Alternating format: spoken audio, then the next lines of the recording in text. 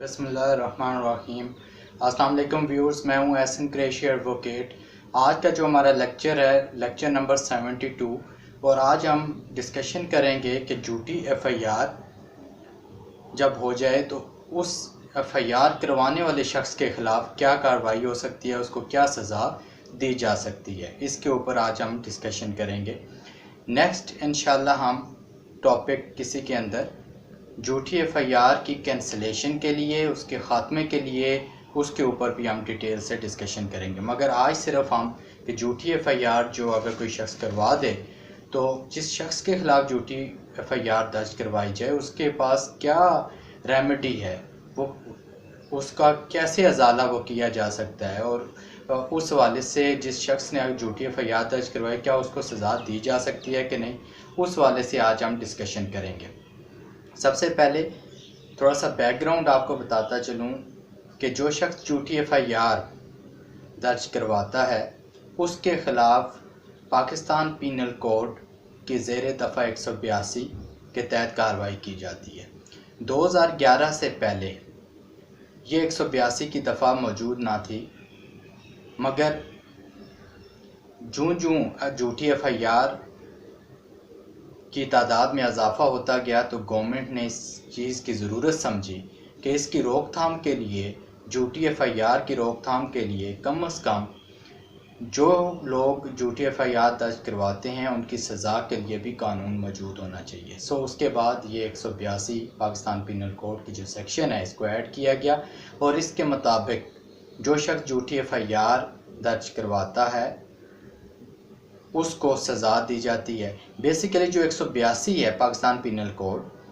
वो सिर्फ एफआईआर से मुतल्लिक़ ही नहीं है, बल्कि उसके अंदर लिखा गया है कि कोई भी शख्स अगर किसी सरकारी मुलाज़म को कोई गलत मालूमात देता है, इस नीयत से देता है कि वो अपनी इस जो पावर है उसको इस्तेमाल करते हुए किसी शख्स को नुकसान पहुंचाए, वो इस गर्ज से झूठी इंफॉर्मेशन वो देता है जब, तो उसके ख़िलाफ़ जो है वो कार्रवाई की जाती है और उसके तहत जो सज़ा है वो 6 माह तक कैद और 6 माह तक कैद या जुर्माना, ये दोनों हो सकते हैं अगर कोई झूठी इंफॉर्मेशन देता है। मगर अगर कोई शख्स झूठी एफआईआर दर्ज करवा देता है तो पुलिस ऑफिसर्स को एक एप्लीकेशन देता है कोई शख्स और उस पर एफआईआर वो दर्ज कर देते हैं। पुलिस वाले भी पब्लिक सर्वेंट है। जब वो ये समझते हैं, जब तफ्तीश होती है, इन्वेस्टिगेशन होती है,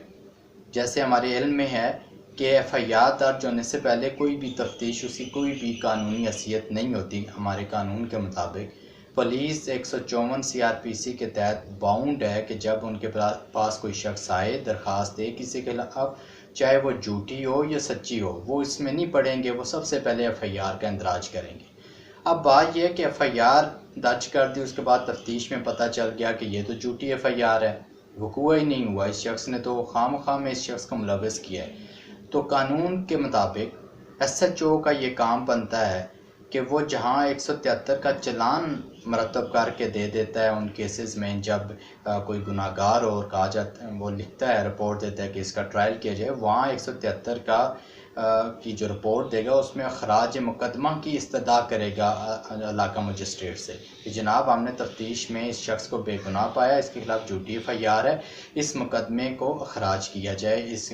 फिर मजिस्ट्रेट जो है उसकी इजाज़त देता है, उसके मुताबिक वो देखता है, बगौर मुताला करता है और मुताला करने के बाद वो कहता है जी वाकई इसके ये तो झूठी एफआईआर थी, वो एग्री करता है तो वो उसको अखराज मुकदमा की इजाज़त दे देता है। उसके बाद जो पुलिस है वो उसको कैंसिल कर देती है एफआईआर को, चूँकि जो पुलिस रूल है 1934 पुलिस रूल्स जो हैं उसका रूल 24.7 रूल के अंदर ये लिखा हुआ है कि जब एफआईआर हो जाए तो पुलिस वाले अज खुद उसको कैंसिल नहीं कर सकते, बल्कि वो अपने इलाका जो मजिस्ट्रेट है उससे उसकी इजाज़त लेंगे। अगर झूठी एफआईआर है तो अखराज मुकदमा बनाकर देंगे और मजिस्ट्रेट उससे इजाज़त अगर समझता है कि वाकई झूठी एफआईआर थी तो वो इजाज़त दे देगा और उसके बाद जो है वो अखराज मुकदमा से जब वो एग्री करता है मजिस्ट्रेट तो उसके बाद उसको इजाज़त दी जाती है, वो पुलिस वाले जो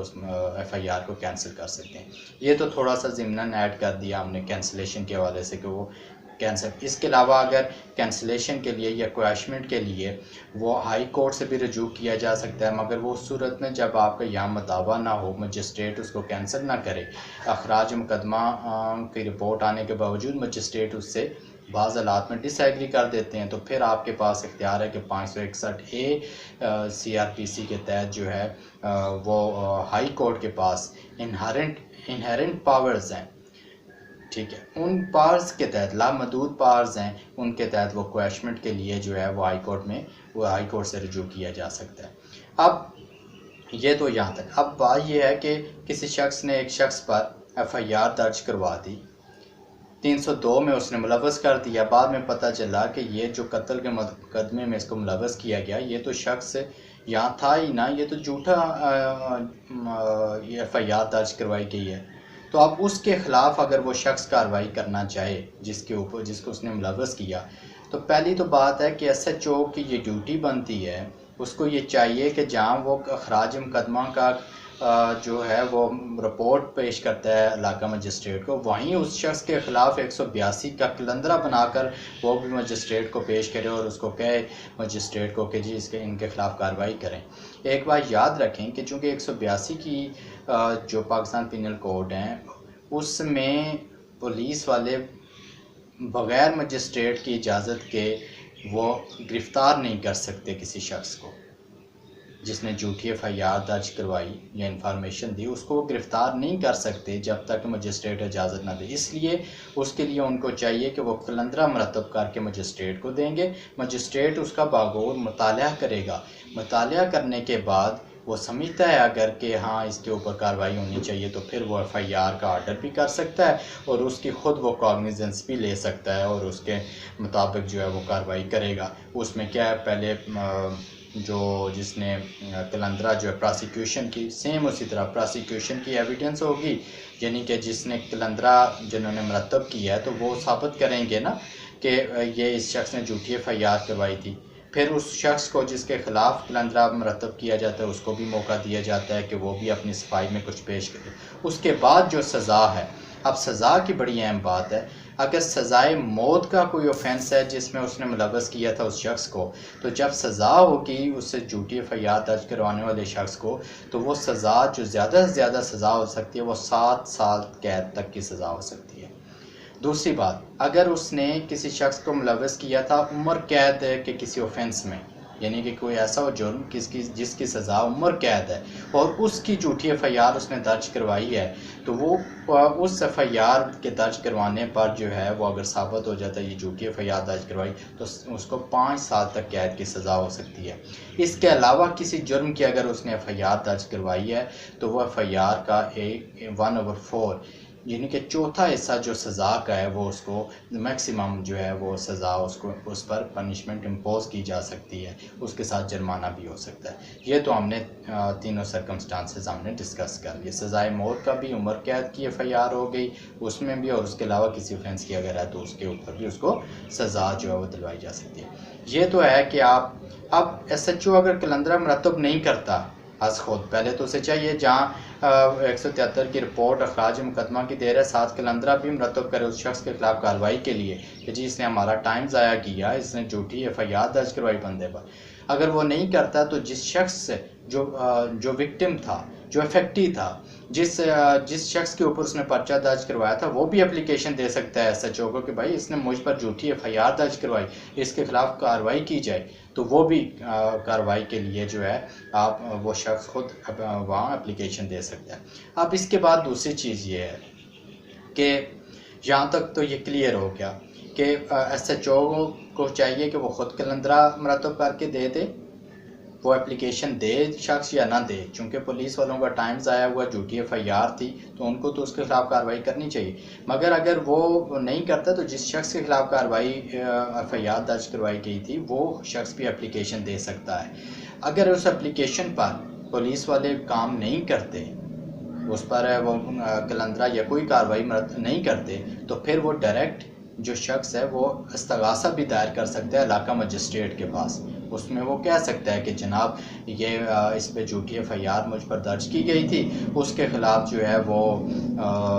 मैंने मतलब SHO को एप्लीकेशन दी कि भाई इस शख्स के ख़िलाफ़ कार्रवाई कीजिए, इसने झूठी एफआईआर दर्ज करवाई थी मुझ पर, मगर उन्होंने उस पर कोई अमल दरामद नहीं किया, लिहाजा मैं इस पर इस्तगासा में आ गया हूँ, मेरे पास और कोई नहीं। अब इस्तगासा भी दायर कर सकते हैं। अब उसके बाद जो है, अब ये भी एक रेमेडी है कि SHO को एप्लीकेशन दी, उसने कोई नहीं किया, उसके IFs को भी दे दें, वो भी अगर नहीं करते IFs के IG को दे दें, SP को दे दें, किसी एक को दे दें, आप वो भी नहीं करते इस्तगासा में आ जाएं। अगर वो भी कार्रवाई नहीं कर वहाँ भी कार्रवाई आप अगर मुतमिन नहीं है तो आखिरी रेमेडी जो होती है वो रिट की होती है। हाई कोर्ट में रिट भी कर सकते हैं और उसमें भी डायरेक्शन दे सकते हैं कि भाई मुझे दादरसी नहीं की मेरी पुलिस वालों ने, मुझे एक शख्स ने झूठे मुकदमे में फंसाया था, वो भी कर सकते हैं। इसके अलावा उस शख्स के ख़िलाफ़ आप हद तक की इज़्ज़त का दावा भी कर सकते हैं कि इस शख्स ने मुझे खामखा एफआईआर में फंसाया, मेरी बेइज्जती हुई, मेरे कारोबार पे असर पड़ा, मेरी सोसाइटी के अंदर इंसल्ट हुई है, तो वो एफआईआर भी दर्ज करवा हद तक की इज़्ज़त का दावा भी कर सकते हैं। वो दावा सेशन जज के पास होगा और उसमें आप 10 लाख 20 लाख 30 लाख जो भी मालियत है, ठीक है, उसके मुताबिक आप दावा जो है वो दायर कर सकते हैं। हद तक की इज़्ज़त की जो है वो आप सेशन जज के सामने जो है उसको सू कर सकते हैं उस शख्स को जिसने आपके ख़िलाफ़ जो है ये झूठी एफआईआर दर्ज करवाई। सो हमने झूठी एफआईआर की सज़ा के ऊपर भी डिस्कशन कर ली, उसको कैंसल वो भी थोड़ा हमने डिस्कस कर लिया कि चलान वो 173 की जो रिपोर्ट है ख़राज मुकदमा की वो मुरतब करेगा और उसके बाद मजिस्ट्रेट समित है तो उसके कैंसिल की आर्डर कर देगा और उसके बाद वह जो है वो कैंसिल कर सकते हैं एफआईआर के। उसके बाद जो सज़ा है वो मैंने आपको बता दी, जो 182 के अंदर सज़ा है झूठी इंफॉर्मेशन देने की, वो 6 माह तक कैद या जुर्माने की सज़ा, ये दोनों हो सकती हैं। उसके बाद अगर एफआईआर अगर किसी शख्स ने झूठी करवाई है तो अगर सज़ाए मौत की एफआईआर है, सज़ाए मौत की एफआईआर अगर करवाई है उस शख्स ने तो उसको 7 साल तक कैद की सज़ा हो सकती है। अगर झूठी एफआईआर उम्र कैद किसी जुर्म की करवाई है, उम्र कैद वाले ऑफेंस की, तो फिर 5 साल तक हो गया। अगर ये किसी और ऑफेंस की झूठी एफआईआर करवाई है तो फिर उसकी जो सज़ा होगी उस ऑफेंस की जो एफआईआर में उसने मेंशन की तो उसका चौथा हिस्सा सज़ा का ज़्यादा से ज़्यादा उसको अवार्ड उसको इम्पोज या उसकी पेनल्टी उसको दी जा सकती है। सो व्यूअर्स, मुझे उम्मीद है कि ये लेक्चर आपको पसंद आया होगा। अगर मेरा लेक्चर आपको पसंद आया तो मेरे चैनल को सब्सक्राइब कीजिए, दोस्तों से शेयर कीजिए, बेल आइकन को प्रेस कीजिए ताकि मेरी हर वीडियो का नोटिफिकेशन बर वक्त आपको मिल सके। वस्सलाम।